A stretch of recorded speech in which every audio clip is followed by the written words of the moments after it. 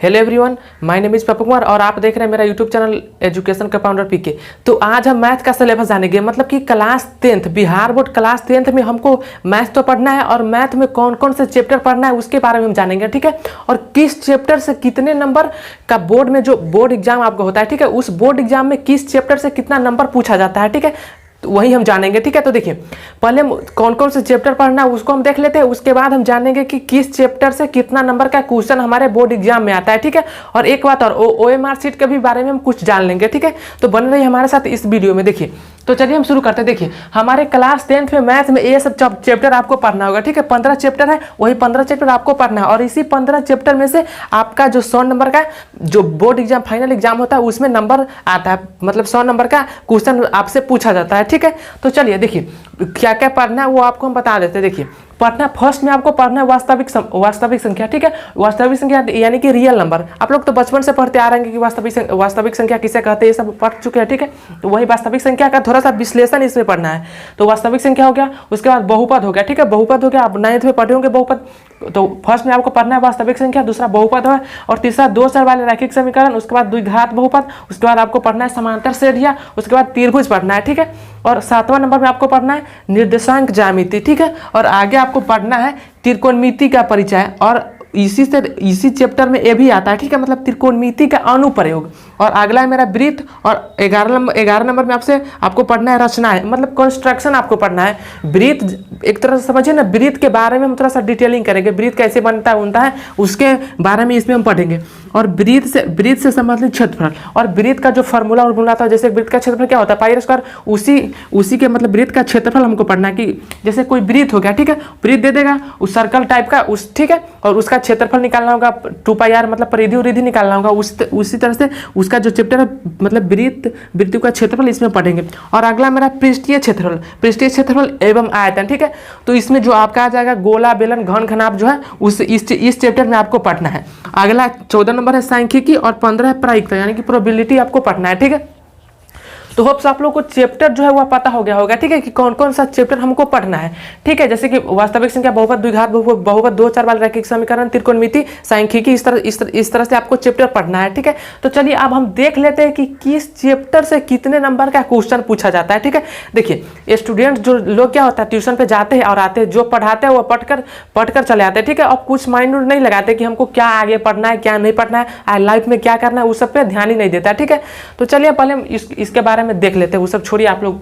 देखिए, मेरे पहले मतलब चैप्टर 1 में आपको पढ़ना है वास्तविक संख्या, ठीक है। तो वास्तविक संख्या से जो क्वेश्चन मतलब कि नंबर जो आता है बोर्ड एग्जाम में आपको 5 नंबर का क्वेश्चन आता है, ठीक है। तो जो वास्तविक संख्या से आपको 5 नंबर का क्वेश्चन पूछा जाता है, उसी तरह से बहुपद से भी बोर्ड एग्जाम में आपसे 5 नंबर का क्वेश्चन पूछा जाता है, ठीक है। और आता है आप उसके बाद है दो चर वाले रैखिक समीकरण। देखिए, तो दो चर वाले रैखिक समीकरण से 7 से 8 नंबर का क्वेश्चन आपको आ जाता है, ठीक है। तो मान लीजिए इससे 7 नंबर का क्वेश्चन आपको आएगा, ठीक है।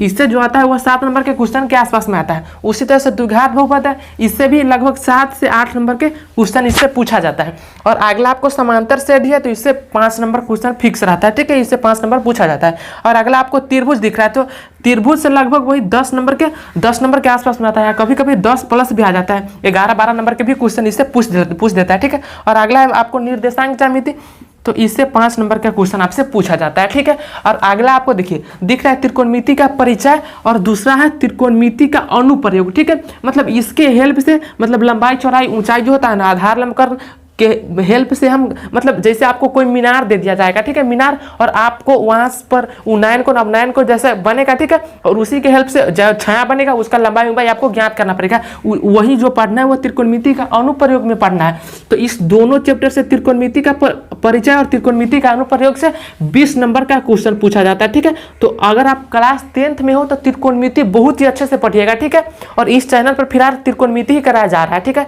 तो अगर त्रिकोणमिति चैप्टर में आपको पढ़ने में कोई प्रॉब्लम हो रहा है तो इस चैनल पे एकदम बेसिक से आपको पढ़ाया जा रहा है, ठीक है। फिलहाल त्रिकोणमिति का प्रश्नावली 8.2 खत्म हुआ है, ठीक है, और उसका ऑब्जेक्टिव हम करा रहे हैं, ठीक है। तो चलिए, और आगे भी जो प्रश्नावली 8.3 है, आगे भी जो भी चैप्टर है वो सब हम कराएंगे, ठीक है। तो अगर आप इस चैनल पर नए हो तो चैनल को सब्सक्राइब कर लीजिए और बेल आइकन को प्रेस कर लीजिए, ठीक है, ताकि जो भी हम वीडियो डालेंगे उसका नोटिफिकेशन आपको मिल जाएगा। तो इससे जो है 20 नंबर का क्वेश्चन आपको पूछा जाता है। और अगला है वृत्त। तो ब्रीथ से लगभग वही 5 नंबर का क्वेश्चन आपसे आपको आता है। और वही रचना है मतलब कंस्ट्रक्शन आपको पता है, वही इससे भी 5 नंबर का क्वेश्चन फिक्स है कि इससे 5 नंबर का क्वेश्चन आएगा ही तो आएगा, ठीक है। और यहाँ पर आपको आगे पढ़ना है ब्रीथ से संबंधित क्षेत्रफल, इससे भी वही 5 नंबर का क्वेश्चन आता है, ठीक है। और अगला आपको पृष्ठीय क्षेत्रफल एवं आयतन, इससे 10 नंबर का क्वेश्चन आपको आता है, ठीक है। 5 नंबर मतलब कि एक जो रहेगा वह 2 नंबर का रहेगा, ठीक है। और सॉरी अब वही 2 नंबर का और एक 5 नंबर का रहेगा और 2-3 ऑब्जेक्टिव इससे रहता है, ठीक है।